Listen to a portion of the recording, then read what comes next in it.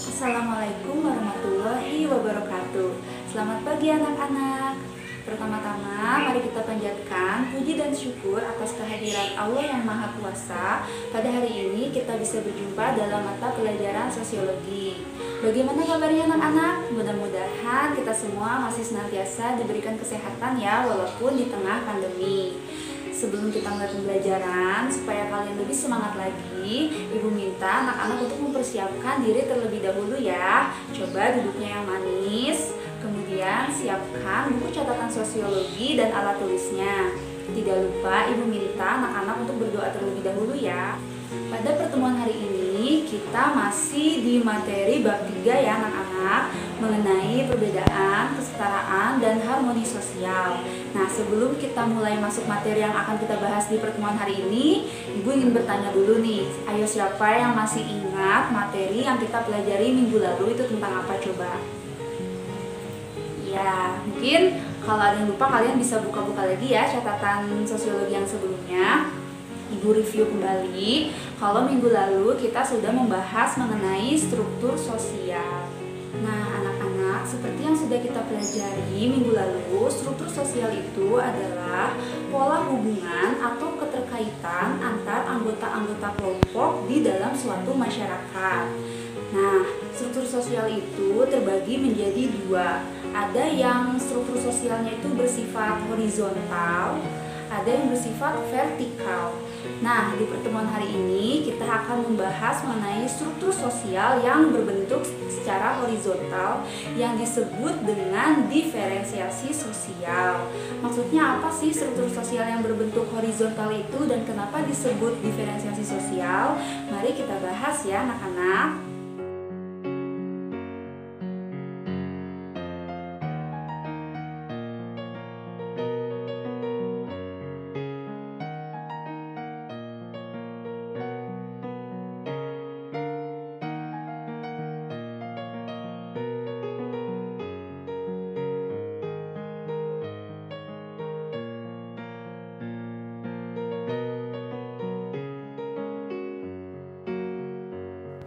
Diferensiasi sosial merupakan pembedaan anggota masyarakat secara horizontal.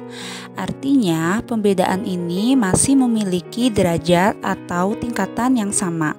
Sebagai contoh, pembedaan masyarakat yang didasarkan pada perbedaan ras, etnis atau suku bangsa, agama, pekerjaan, dan jenis kelamin tidak ada yang lebih tinggi atau lebih rendah antara satu dengan yang lainnya.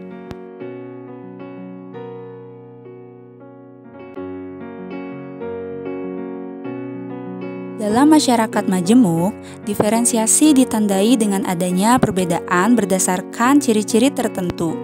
Yang pertama adalah ciri-ciri fisik, yaitu yang berhubungan dengan sifat yang dibawa oleh ras, seperti bentuk dan warna rambut, postur tubuh, warna mata, dan lain sebagainya. Yang kedua adalah ciri-ciri sosial, yaitu ciri yang berkaitan dengan fungsi individu dalam bermasyarakat. Kita semua pasti tahu bahwa setiap individu dalam masyarakat memiliki tugas yang berbeda berkaitan dengan profesi, pekerjaan, atau mata pencaharian. Dan ciri-ciri yang ketiga yaitu ciri-ciri budaya, yaitu yang berhubungan dengan adat istiadat maupun kebudayaan yang berkembang dalam masyarakat. Di Indonesia ada banyak sistem budaya yang menjadi ciri khasnya masing-masing, seperti yang terdapat pada masyarakat Jawa, Bali, Sunda, Madura, Batak, Dayak, dan lain sebagainya. Selanjutnya, kita akan membahas mengenai bentuk-bentuk diferensiasi sosial. Nah, jadi terdapat 6 bentuk diferensiasi sosial, diantaranya adalah diferensiasi ras, diferensiasi etnis atau suku bangsa, diferensiasi klan, diferensiasi agama, diferensiasi profesi, dan juga diferensiasi jenis kelamin. Untuk lebih jelasnya, kita bahas satu persatu ya. Bentuk diferensiasi sosial yang pertama adalah diferensiasi ras. Ras merupakan pengelompokan masyarakat berdasarkan ciri fisik yang dimiliki, seperti rambut, warna bola mata, bentuk hidung, warna kulit, dan lain sebagainya. Terdapat beberapa ras di dunia. Yang pertama adalah ras Mongoloid. Mongoloid memiliki ciri-ciri diantaranya berkulit warna kuning sampai sawo matang, memiliki rambut lurus, memiliki bulu badan yang sedikit, dan juga bermata sipit, terutama untuk Asia Mongoloid. Jadi ras Mongoloid ini dibagi menjadi dua, yaitu Mongoloid Asia dan Mongoloid Indian. Untuk Mongoloid Asia dibagi menjadi dua subras, yaitu subras Tionghoa dan juga subras Melayu.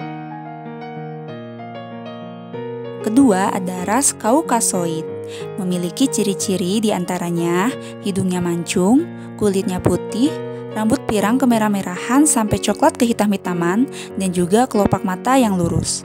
Ras Kaukasoid dibagi menjadi 4, yaitu Nordik, Mediterranean, Alpin, dan juga Indik. Yang ketiga adalah ras Negroid, memiliki ciri-ciri diantaranya berambut keriting, kulitnya hitam, memiliki bibir yang tebal, dan juga kelopak mata yang lurus. Ras Negroid dibagi menjadi 3 subras, yaitu Negrito, African Negrito, dan juga Melanesia. Nah, di Indonesia terdapat subras Negroid Melanesia, yaitu yang terdapat di Irian Jaya atau Papua. Selanjutnya adalah ras Australoid, merupakan penduduk asli Australia, yaitu suku aborigin. Yang terakhir adalah ras-ras khusus. Mengapa disebut ras-ras khusus? Karena tidak dapat diklasifikasikan ke dalam 4 ras pokok.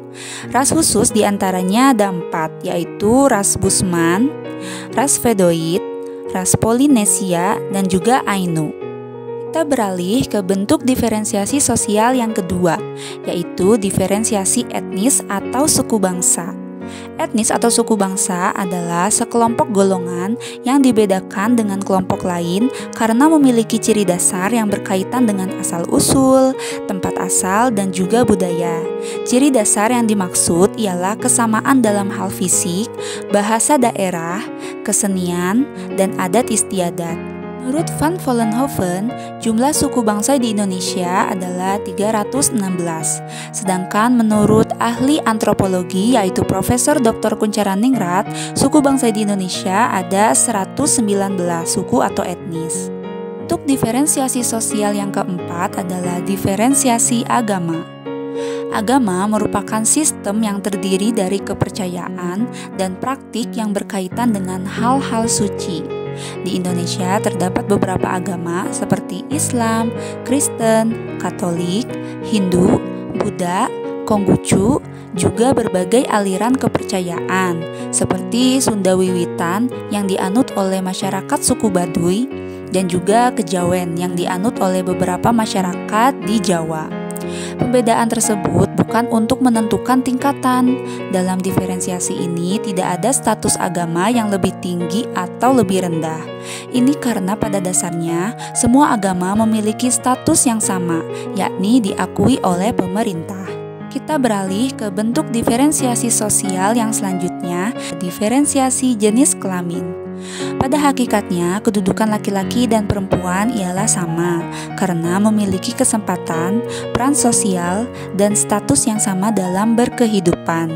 Namun, di beberapa tempat, status perempuan masih lebih rendah dibandingkan dengan status laki-laki. Hal ini masih terjadi karena adanya perbedaan nilai dan norma yang membedakan.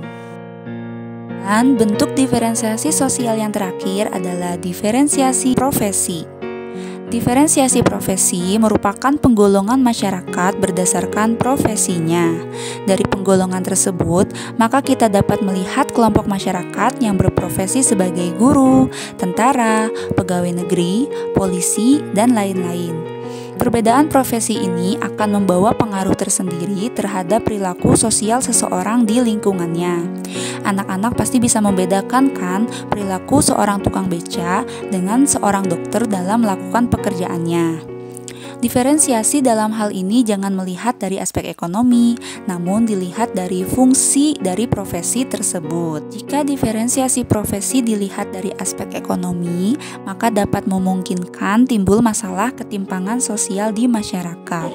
Ini Ibu cukupkan sekian, kita sudah membahas mengenai diferensiasi sosial, baik itu dari pengertiannya hingga bentuk-bentuknya.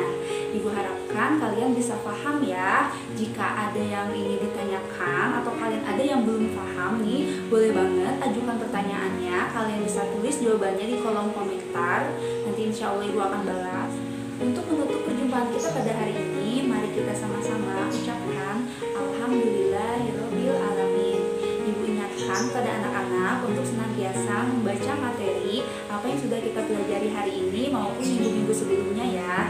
Dan insya Allah untuk minggu yang akan datang kita akan membahas mengenai materi stratifikasi sosial.